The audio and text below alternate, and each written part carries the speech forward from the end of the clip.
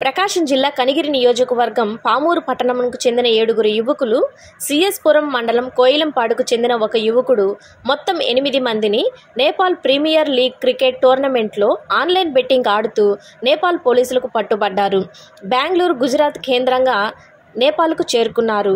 ఈ నెల 17వ తేదీన మొదలైన నేపాల్ ప్రీమియం లీగ్ క్రికెట్ పోటీలు డిసెంబర్ 13 వరకు జరగనున్నాయి. 17వ తేదీన వీళ్లు నేపాల్ చేరుకున్నారు.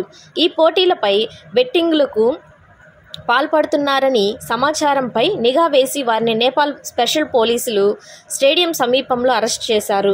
వీరి వద్ద నుండి కొంత నగదు, కొన్ని సెల్ ఫోన్లు స్వాధీనం చేసుకున్నారని, గత 2 సంవత్సరాలుగా పామూరులో ఇటువంటి బెట్టింగ్లకు ఎవరూ పాల్పడలేదని పామూరు సిఐ మాకినేని శ్రీనివాసరావు అన్నారు.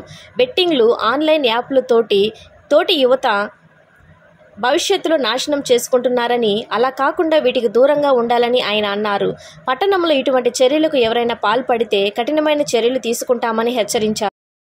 నుంచి ఎన్పిఎల్ అంటే Nepal premier league cricket season start అయింది. మన ఐపీఎల్ లాగా కొత్తగా నేపాల్ ప్రీమియర్ లీగ్ స్టార్ట్ అయింది. అక్కడ ప్రీమియర్ లీగ్ జరుగుతున్నప్పుడు నేపాల్ పోలీసు, అక్కడ లోకల్ పోలీసులు ఒక 8 మంది ఈ క్రికెట్ బుకీల్ని అరెస్ట్ చేశారని చెప్పేసి మనకి న్యూస్ రావడం జరిగింది. కొంత అమౌంట్ కూడా సీజ్ చేశారని. వాళ్ళంతా పామూరు వాస్తవ్యులు అని చెప్పేసి మనకి ట్రాన్స్మిట్లు ఫ్లాష్ అయింది. దాని మీద విచారణ చేస్తే తెలిసింది ఏంటంటే వీళ్ళందరూ మనకి పామూరుకి సంబంధించిన వాళ్ళే ఉన్నారు.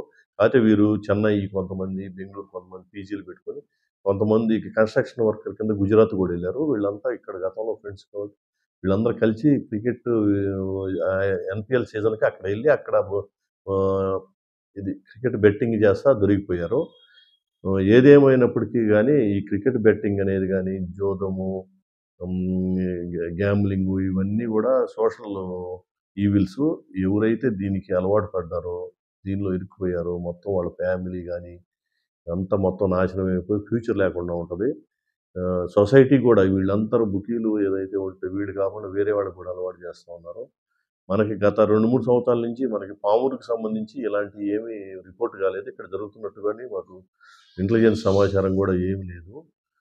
కానీ వీళ్ళ నుంచి సంబంధించి ఏదైనా ఇన్ఫర్మేషన్ ఉంటే మేము ఎంక్వైరీ చేసి ఉన్నతాధికారుల దృష్టికి తీసుకెళ్ళి దాన్ని ఎట్టి పరిస్థితుల్లో జరగకుండా చూస్తూ ఉంటాము.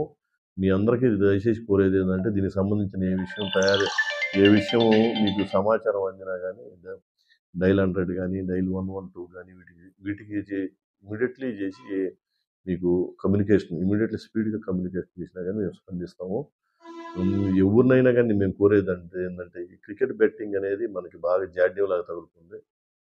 మన భావి భారత పౌరులకి చాలా ఇది ఎటువంటి పని చేసుకోకుండా క్రికెట్ 5-6 గంటల క్రికెట్ చూడటమే కాకుండా దాంట్లో మళ్ళీ బెట్టింగ్ అనేది డబ్బులుగా కట్టి ఆస్తులు అమ్ముకొని లక్షలు దాని మీద బెట్టింగ్ కాసి ఈ జోదానికి అలవాటు పడి భవిష్యత్తు లేకుండా చేసుకోవటం అనేది చాలా వ్యర్థమైన విషయం.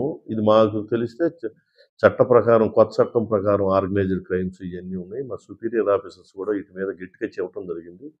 మీరు ఏమైనా మీకు తెలిసిన ఏ విషయం ఉన్నా కానీ మాకు త్వరగా తెలియజేయవలసిందిగా కోరుతున్నాం.